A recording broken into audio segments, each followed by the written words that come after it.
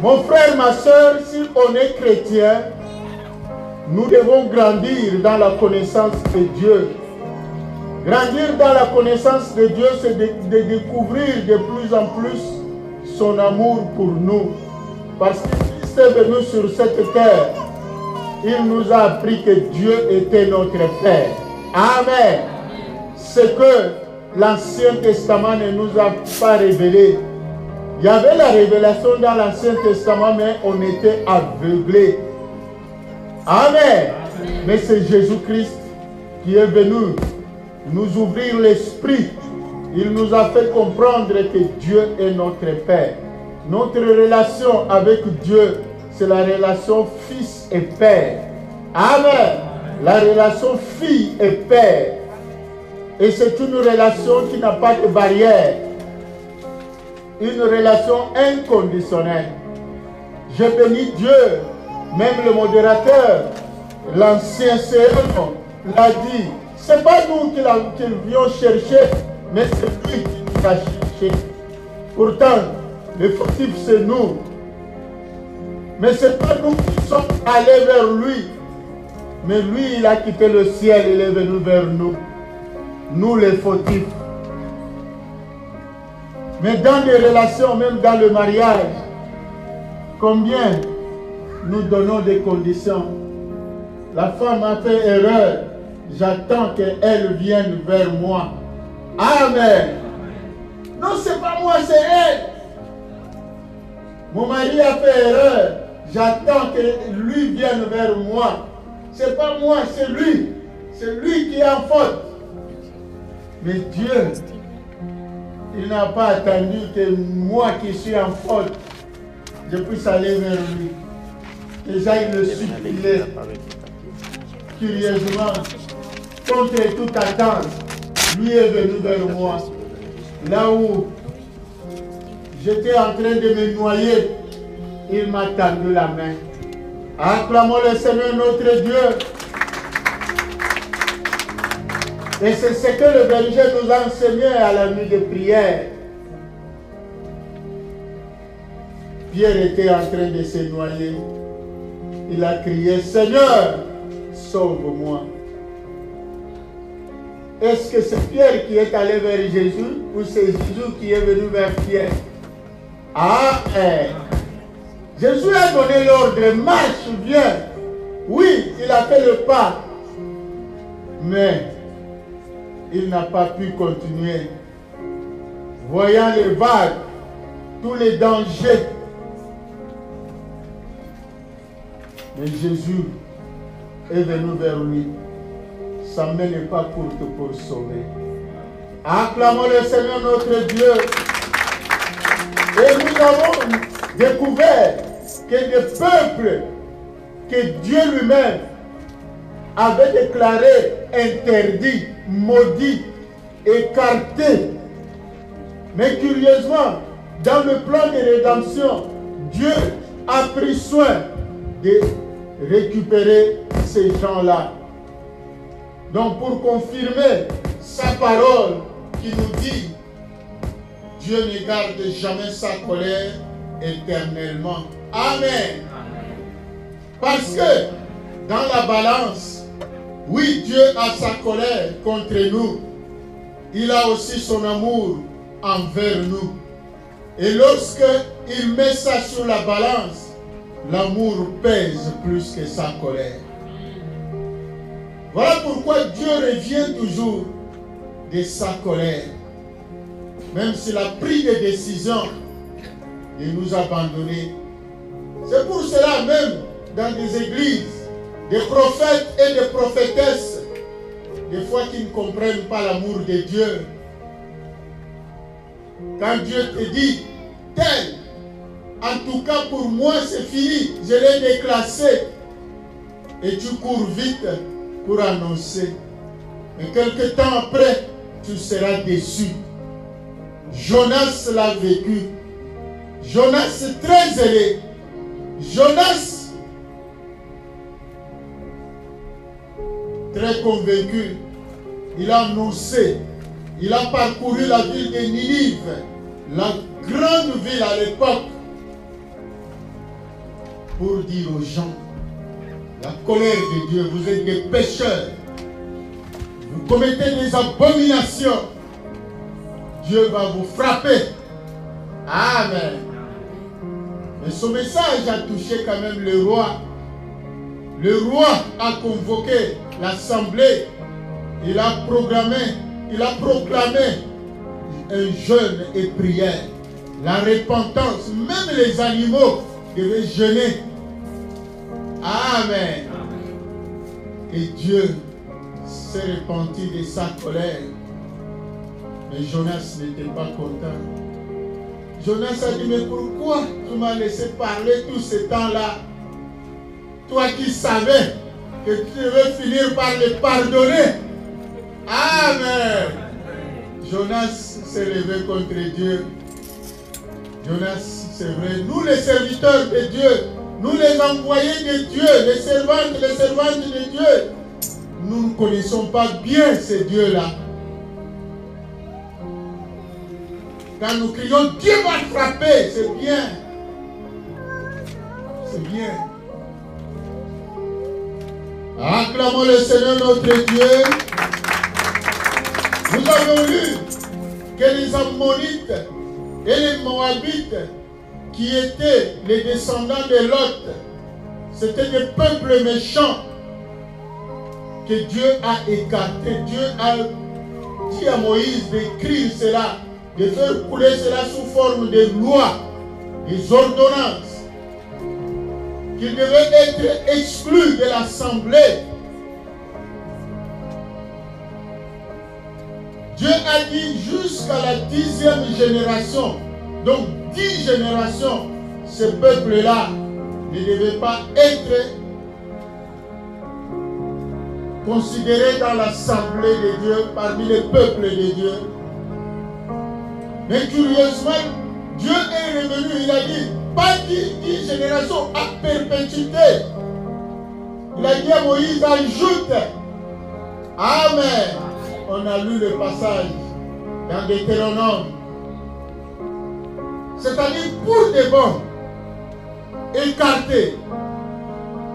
Mais curieusement, dans le plan de rédaction, Ruth est fille de ce peuple-là, l'Ammonite. Amen. Ruth est entrée dans la lignée. Ruth est entrée dans la généalogie de Jésus-Christ. Ça montre qu'il est le Dieu qui récupère. Il peut se fâcher, il peut frapper, mais après il récupère. Donc il a le bâton et la houlette. Amen. C'est ça la vision de Dieu. Donc, de Tamar est né Péret. Amen. Et plus tard, de Péret est née cette descendance-là, donc Boaz, qui a épousé Ruth. Et de Boaz est né Obed. Amen. Qui est devenu le père d'Isaïe. Isaïe qui était le père de David. Et David, c'est lui, l'ancêtre par excellence de Jésus-Christ. Cette lignée-là. Lisons Ruth chapitre 4, 18 à 22.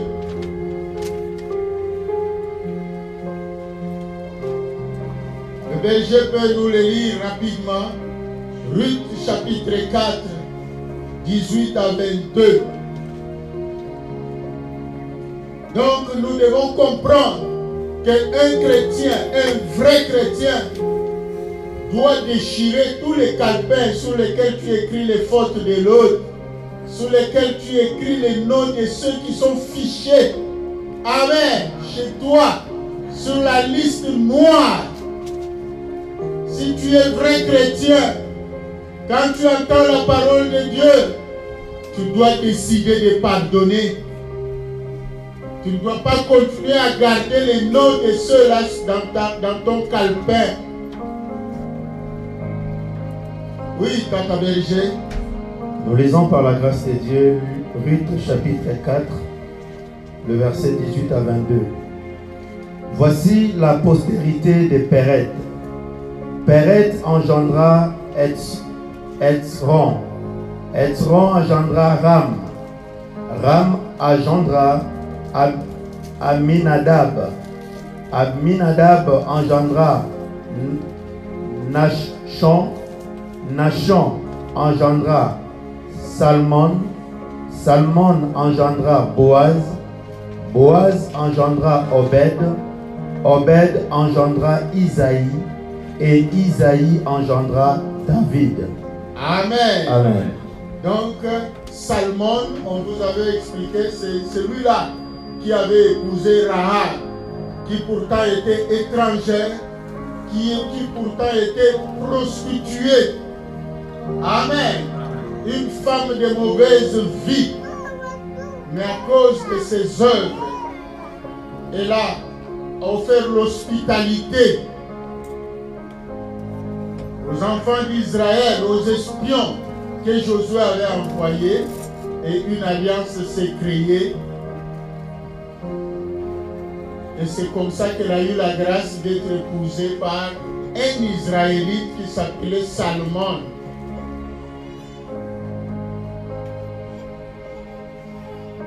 Amen. Acclamons le Seigneur notre Dieu. Et de cette relation-là, Boaz est né par la suite. Et Boaz va épouser Ruth. Ruth qui avait proclamé devant sa belle-mère Naomi, moi je ne te quitterai pas, je resterai attaché à toi, ton Dieu sera mon Dieu. Mais Orpa, elle est retournée auprès de ses dieux. Mais c'est Ruth qui a fait le choix entre le polythéisme et le monothéisme. Ruth a choisi le Dieu de Naomi, c'est-à-dire le Dieu d'Israël. Voilà pourquoi nous aussi, on nous demande de ne pas continuer à suivre nos traditions, les traditions de nos ancêtres. Choisissons le Dieu d'Israël. Amen. Maintenant, aujourd'hui, le plan de Dieu, c'est le plan de grâce. Donc le plan d'amour.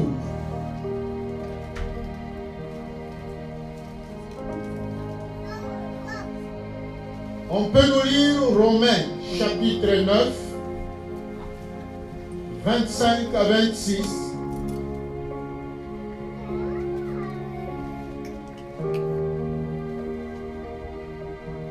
Nous lisons l'épître de Paul aux Romains au chapitre 9, le verset 25 à 26.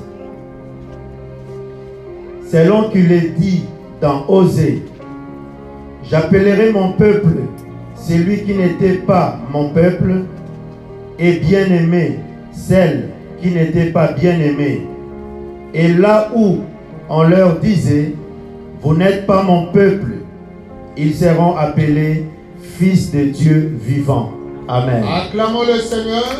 Oui, dans la vérité, on continue.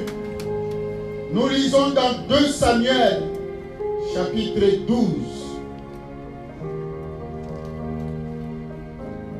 2 Samuel 12, 24 à 25. David consola Bathsheba, sa femme, et il alla auprès d'elle et coucha avec elle. Elle enfanta un fils qu'il appela Salomon, et qui fit aimer de l'Éternel. Il le remit entre les mains de Nathan le prophète, et Nathan lui donna le nom de Jédidja, c'est ma version, à cause de l'Éternel. Amen. Amen. On peut continuer. Joab, qui assiégeait Rabat des fils d'Ammon, s'empara de la ville royale et envoya des messagers à David pour lui dire: j'ai attaqué Rabat et je me suis déjà emparé de la ville de Zo. Rassemble maintenant le reste du peuple, campe contre la ville et prends-la, de peur que je ne la prenne moi-même et que la gloire ne m'en soit attribuée. David rassembla tout le Seigneur. Amen. Merci beaucoup. Amen. Maintenant, nous pouvons lire Proverbes chapitre 19, verset 11.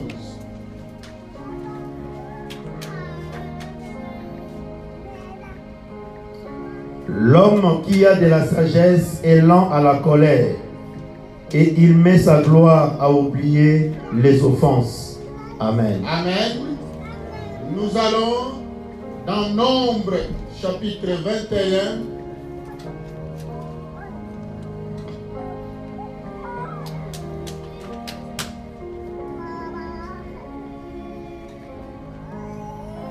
Nombre 21, 8 et 9. L'Éternel dit à Moïse: fais-toi un serpent brûlant et place-le sur une perche. Quiconque aura été mordu et le regardera conservera la vie. Moïse fit un serpent d'airain et le plaça sur une perche. Et quiconque avait été mordu par un serpent et regardait le serpent d'airain conservait la vie. Amen. Amen. Jean 3, 14, 15.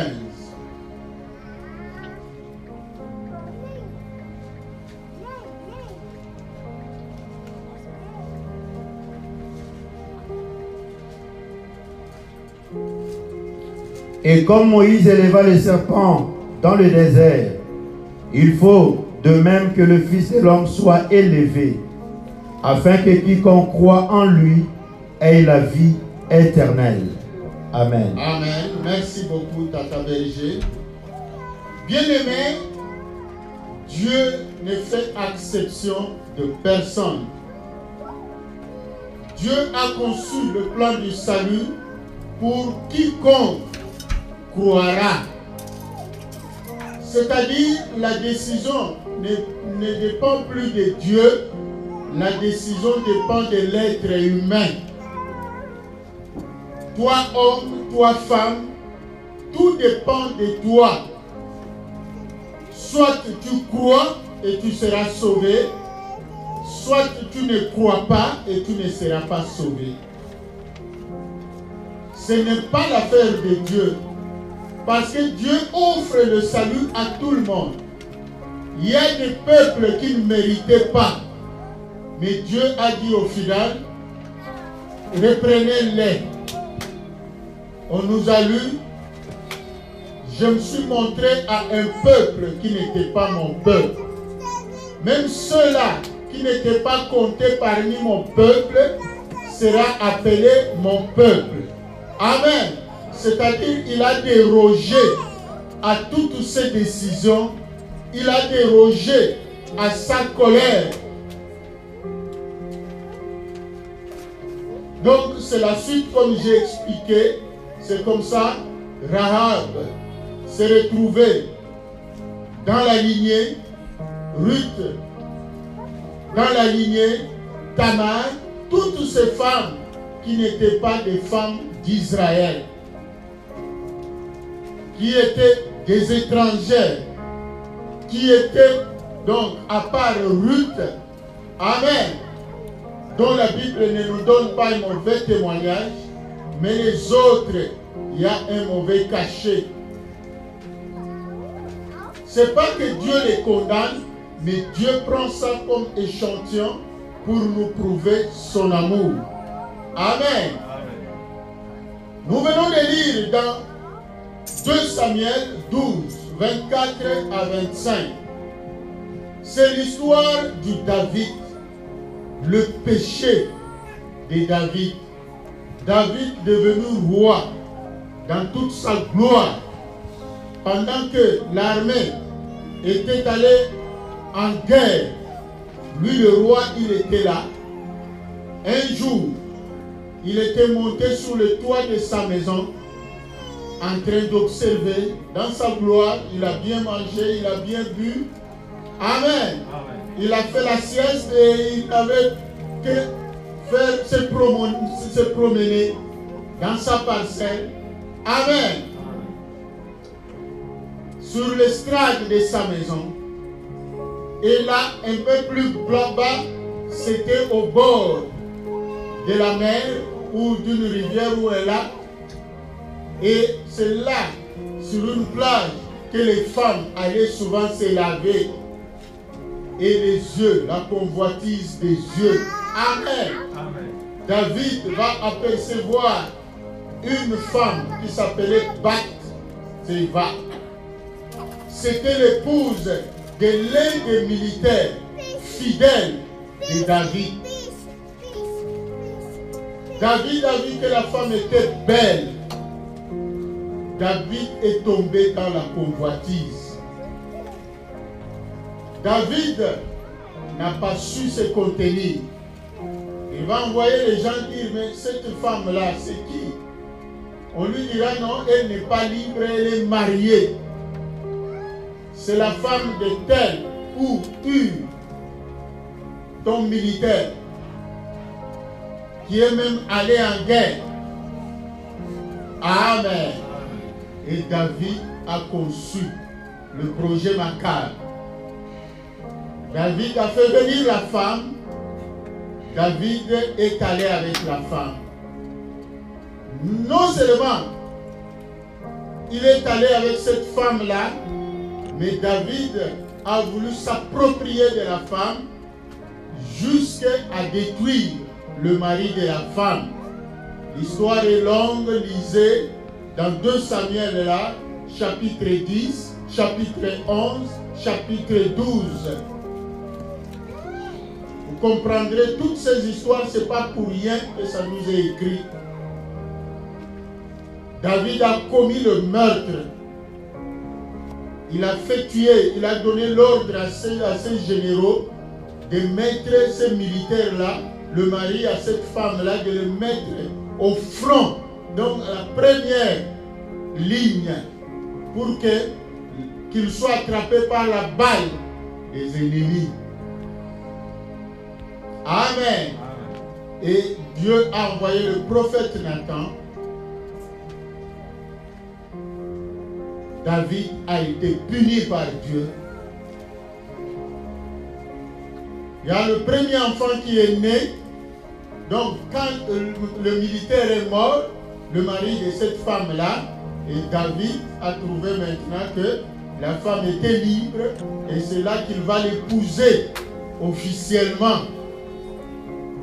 Amen. Il y a le premier enfant qui est mort, nous connaissons. Le deuxième enfant qui est né, David et sa femme Bathsheba lui ont donné le nom de Salomon. Amen. Salomon signifie pacifique. Quelqu'un de paix. Amen. Quelqu'un de doux. Quelqu'un qui n'est pas violent. Quelqu'un qui n'est pas querelleux. Quelqu'un qui ne cherche pas de problèmes. Quelqu'un qui pardonne facilement. Amen. Quelqu'un qui aime pacifique. Mais curieusement, Dieu va envoyer le prophète Nathan qui allait dire à David, oui, il a donné le nom de pacifique, c'est-à-dire Salomon. Mais moi, je donne à cet enfant-là Yedidia. Le nom de Yedidia. Yedidia signifie le bien-aimé de l'Éternel. Amen. Vous savez, nous, les serviteurs, les servantes de Dieu, même dans des églises, il y a souvent des débats.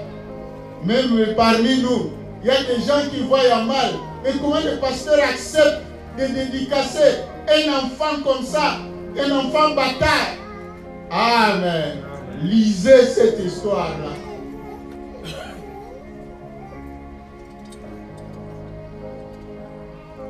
Dieu ne fait exception de personne. Le plan de grâce veut dire, dans l'ancien temps, il y a un proverbe qui disait, les parents ont mangé les raisins, mais ce sont les dents des enfants qui ont été pourris. Mais maintenant, ça ne sera plus le cas. Amen. On ne tuera plus l'enfant pour les fautes de ses parents. Donc c'est ça la grâce. Quand tu reçois la grâce, parce que les liens démoniaques existent, des ancêtres, les liens existent. Mais sous la grâce, tu vas être délivré de tous ces liens-là. Si les ancêtres ont fait leur fétiche, cela ne te concerne pas. Amen. S'ils ont fait des pactes, s'ils avaient volé l'argent d'autrui, s'ils avaient volé des chèvres ou des vaches d'autrui, oui, la malédiction peut suivre. Mais quand tu reçois Jésus-Christ comme Seigneur et Sauveur, c'est fini. Amen.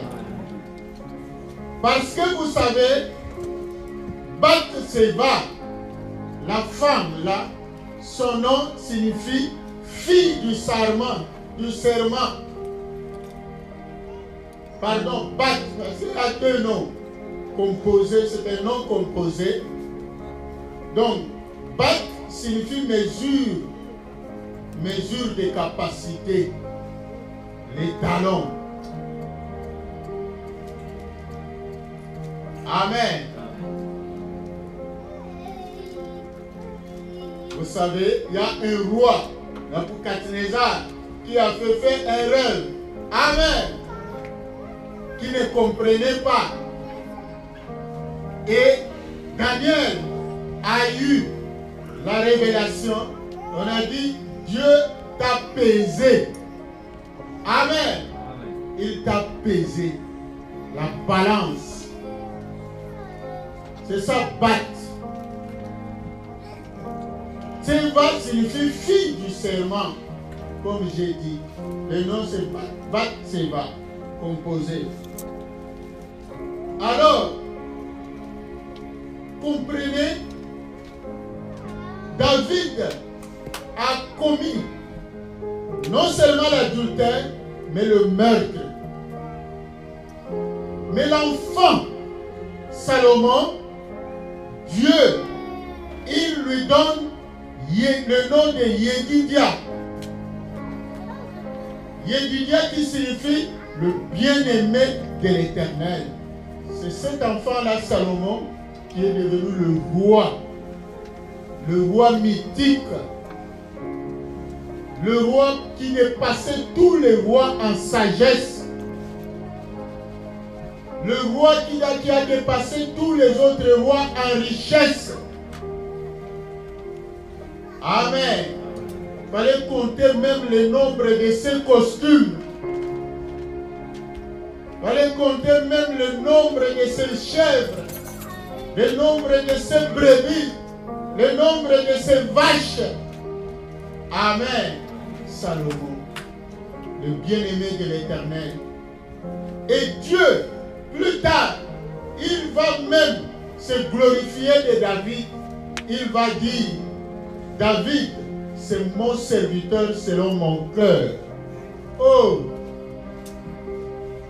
quel amour! Ce David-là, pour qui Dieu avait lui-même reconnu, quand David a pris la résolution de bâtir un temple à l'honneur de l'Éternel, Dieu a dit non, c'est pas toi, je suis content, mais c'est pas toi qui vas construire parce que tes mains sont pleines de sang. Amen. Tu as beaucoup tué. Mais curieusement, le même David, Dieu dit, c'est mon serviteur selon mon cœur. Amen. Acclamons le Seigneur notre Dieu. Donc c'est ça qu'on a lu dans Proverbe 19. qu'une personne sage, c'est cette personne-là qui trouve gloire à pardonner et à oublier les fautes des autres. Dieu, il est le Dieu de sagesse, il est source de sagesse, donc lui-même ne peut pas déroger à sa propre parole, à sa propre nature. Sa nature, c'est ça, il est amour. Il est le Dieu de bonté.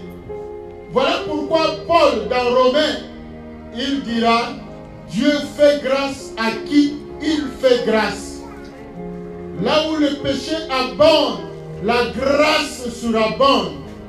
Cela ne veut pas dire que nous devons pécher n'importe comment. Non. C'est pour nous expliquer l'amour de Dieu, l'amour d'un Père. Dieu ne laisse pas le pécheur impuni. Amen. Dieu punit, il frappe fort. C'est pour cela que nous devons marcher dans la crainte de l'Éternel. Mais seulement Dieu ne rejette pas le pécheur. Donc, nous les chrétiens, nous avons ce devoir-là de suivre le modèle qu'est Jésus-Christ. Parce que dans le désert, le peuple d'Israël avait même saboté Moïse. Le peuple avait murmuré contre Dieu. Le peuple a commencé même à envier l'Égypte. Donc le peuple a saboté même la grâce que Dieu lui a fait d'être délivré de l'esclavage.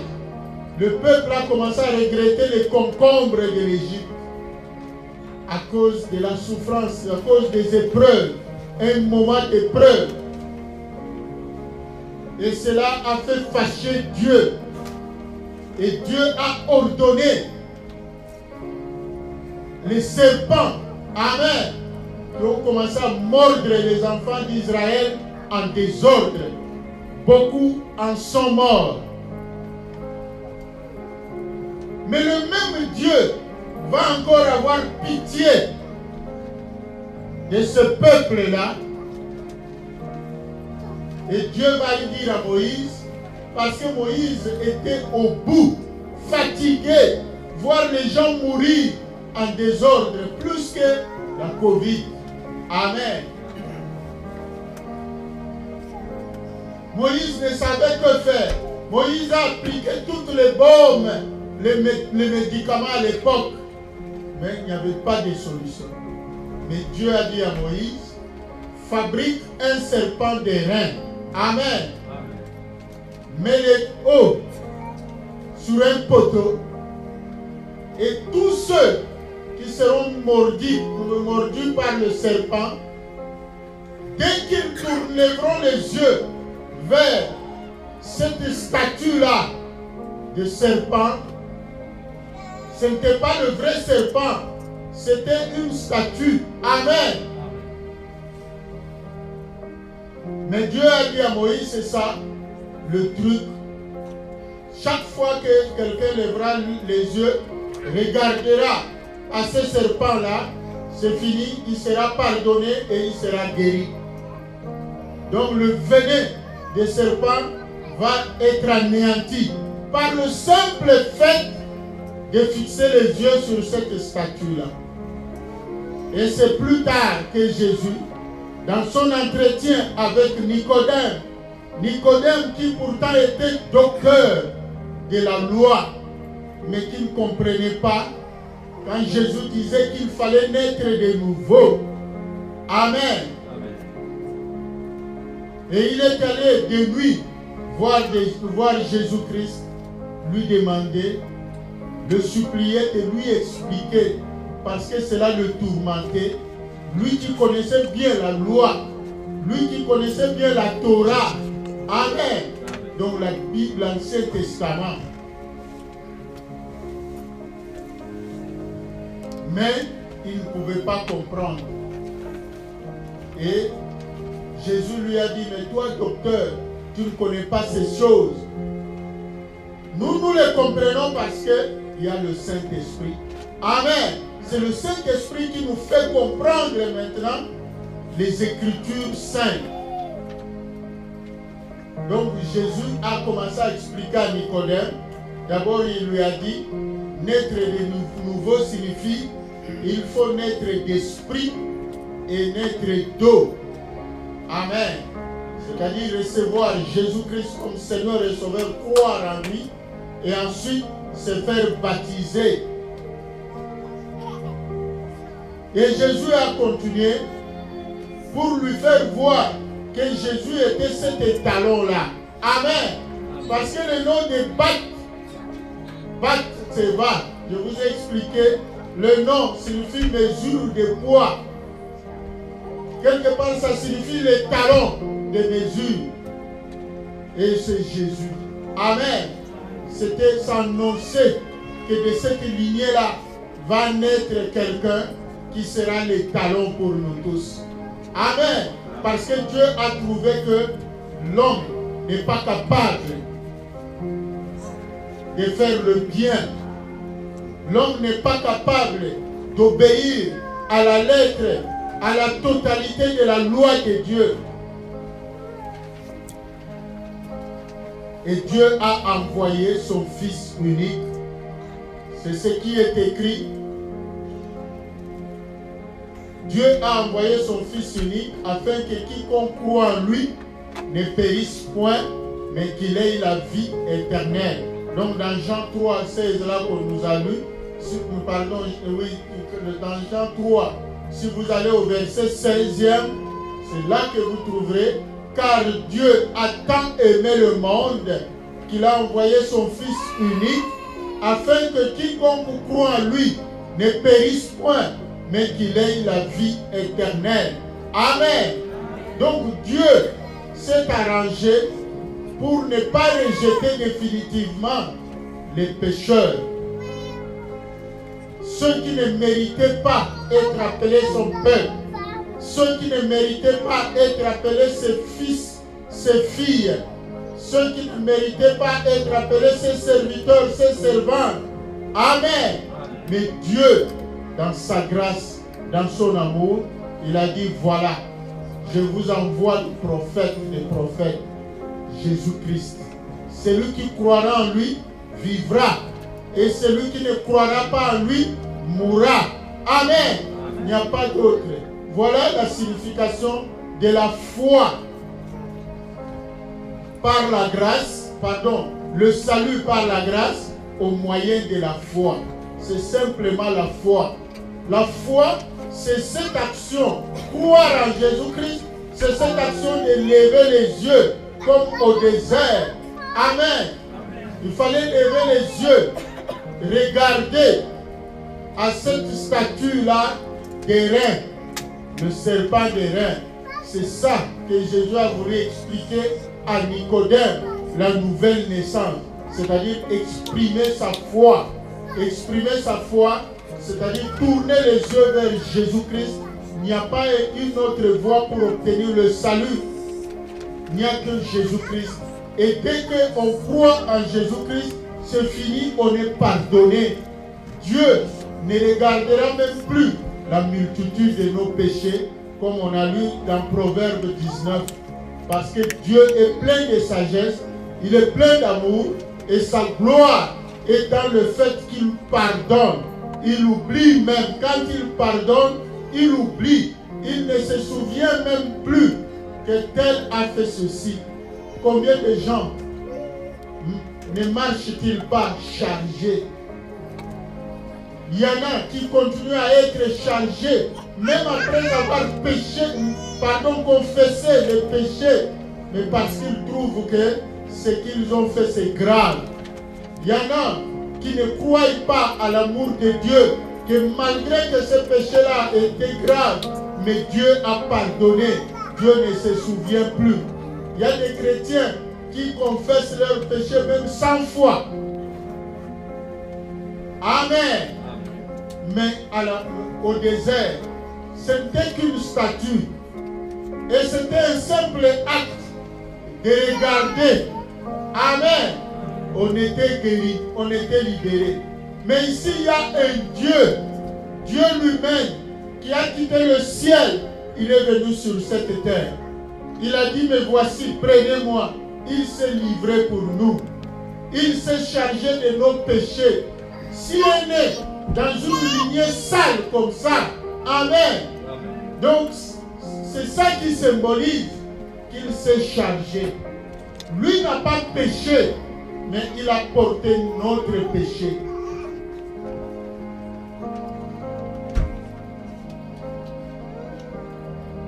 Donc c'est ça la grâce. Personne ne mérite. Ce n'est que la foi. On ne te demande pas autre chose. Croire seulement que Jésus est mort sur la croix de Golgotha pour tes péchés. Et Jésus va te pardonner et Jésus va te délivrer de tous les liens de l'esclavage parce que son sang, c'est le sang du rachat. Bien-aimés, ayons confiance en Christ, marchons la tête haute, comme la Bible dit, approchons-nous avec foi, avec confiance, auprès du trône de grâce. Amen. Il faut s'approcher avec confiance. Il faut s'approcher avec confiance. Il faut expérimenter la grâce. Il faut expérimenter la joie d'être pardonné. Parce que la Bible dit, heureux l'homme pour qui Dieu ne compte plus les péchés. L'enfant prodigue a dit, oui, j'ai péché, mais auprès de mon père là-bas, c'est plein de nourriture. Même les esclaves, ils sont rassasiés. Et moi, pourquoi continuerai-je à galérer comme ça? Amen. J'entrerai auprès de mon père, je rentrerai, je lui dirai tout. Je lui dirai, Père, j'ai péché, j'ai mal fait, j'ai mal agi. Mais quand il est rentré, contrairement à ce qu'il lui pensait, il croyait que son père allait commencer à lui faire des remontrances. Il croyait que son père allait lui demander les comptes de tout ce qu'il avait emporté. Oh, de loin. Le père l'a vu de loin. Le père s'est levé. Le père a couru vers l'enfant. Le père l'a embrassé. Le père n'a même pas donné l'occasion à l'enfant de parler. Tout ce que l'enfant avait préparé, des formules de politesse, avec des flatteries, parce qu'il n'était plus sûr que son père allait lui pardonner. C'était grave, c'était flagrant. Mais il était surpris. Son père a couru, il a embrassé, il a appelé les gens. Voici mon fils mon fils que voici était perdu, mais maintenant je l'ai retrouvé. Venons, fêtons. Amen. Que l'amour, que l'amour. On pardonne, on oublie tout. On restaure. Et Dieu a dit, dites à David, cet enfant ne sera pas seulement appelé Salomon, mais on l'appellera Jédidia, le bien-aimé de l'Éternel. Pour montrer que Dieu a pardonné, Dieu a oublié, et Dieu, il transforme la malédiction en bénédiction. Mon frère, ma soeur, garde confiance en Jésus-Christ, reste attaché à lui. Il y a de bonnes choses pour toi. Amen. Il ne tiendra plus compte de ton passé, mais il y a de bonnes choses. Devant toi, il y a de bonnes choses. Devant toi, il y a la vie. Amen. Ne continue pas à être chargé. Il y en a même qui fuient les gens parce qu'ils risquent de lui demander, ils risquent de lui poser des questions. C'est parce qu'ils savent qu'ils ont gâché, ils ont fait, ils ont commis des fautes graves. Mais Dieu te dit, ne continue pas à t'isoler. Ne continue pas à te cacher. Marche la tête haute. Dieu ne compte plus ton péché. Amen. Dieu ne tient point compte du temps de notre ignorance. Sa grâce est là pour toi et pour moi. Sa grâce est là pour quiconque veut donner sa vie à Jésus-Christ. Quiconque veut croire à Jésus-Christ, la grâce de Dieu est là. Et Dieu est là, il est prêt. Il est prêt à nous pardonner. Il est prêt à nous délivrer. Il est prêt à nous racheter. C'est à nous de dire seulement, Seigneur, me voici. Qu'il me soit fait selon ta volonté. Que ta grâce me soit accordée. Je viens à toi. Seigneur, pardonne-moi. Que Dieu vous bénisse. Lèvons-nous.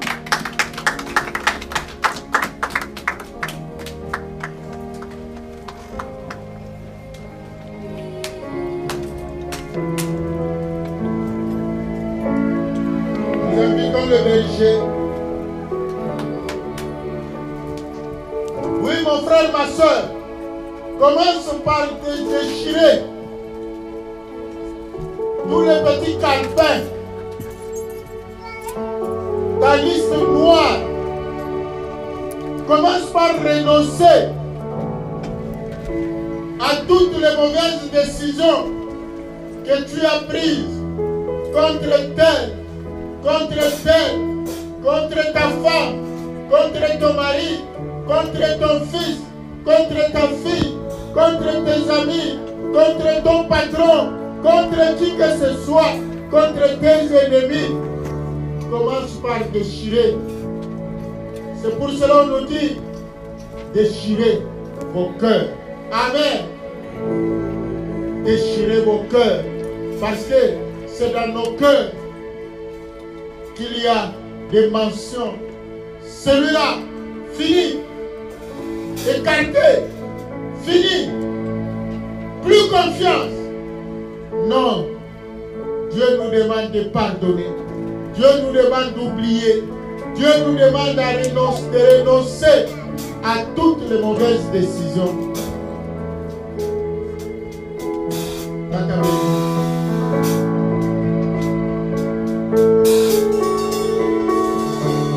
Lèvons nos voix, commençons à prier, bien-aimés.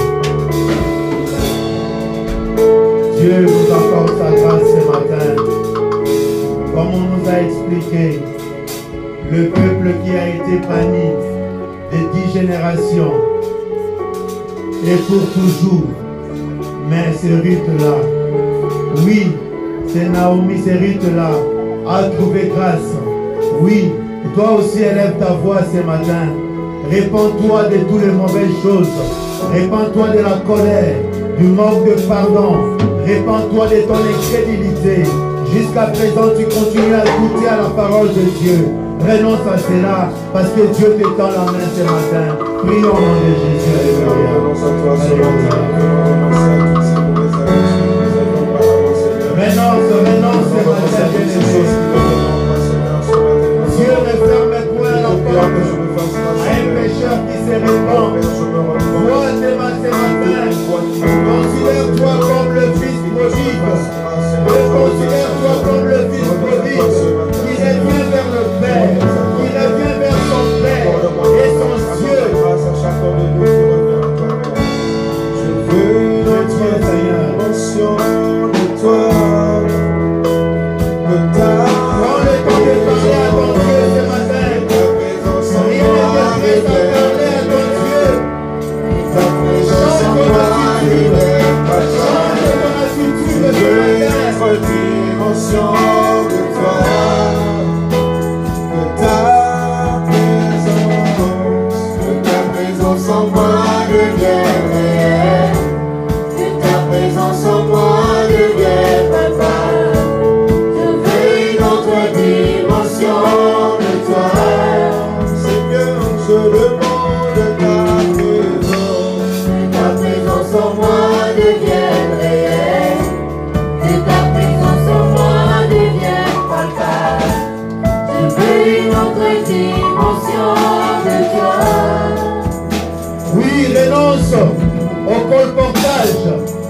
renonce à la médisance, renonce au trafic d'influence, renonce au mensonge. Oui, le mensonge coule facilement de toi. Le Seigneur veut que tu renonces à cela, car la Bible nous dit que tous ceux qui mentent ont pour père le diable. Toi, tu n'es pas un enfant du diable, tu es un enfant de Dieu. Oui, réponds, reviens vers l'Éternel ton Dieu ce matin. Renonçons, bien-aimés, élevons nos voix, prions au nom de Jésus, alléluia. Oui, le trône est là, la grâce est là ce matin. La grâce est là ce matin. Le Seigneur veut t'accorder sa miséricorde. C'est à toi, bien-aimé. Dimension de puissance, la dimension du mystère, dimension de mystère, dimension de grâce, dimension de puissance. Oui, bien-aimé, toi qui es là, peut-être tu nous suis en ligne. Peut-être tu es comme Nicodème aussi. Tu aimes bien Jésus, mais tu n'as jamais compris l'importance de l'accepter comme Seigneur et Sauveur. Oui. C'est l'occasion. La Bible dit, lorsque vous entendez cette parole, n'endurcissez pas votre cœur. Recevoir Jésus-Christ comme Seigneur et Sauveur, ce n'est pas un problème de cérémonie. C'est un problème simplement d'exprimer sa foi. Tu vas prier avec moi. Jésus dit, je me tiens à la porte et je frappe. Si quelqu'un entend ma voix et ouvre, j'entrerai chez lui. Je souperai avec lui et lui avec moi. Ouvre ton cœur à Jésus. Dis-lui, Seigneur, je crois que tu es le Fils de Dieu vivant. Tu es Dieu fait chair. Tu es l'envoyé du Père.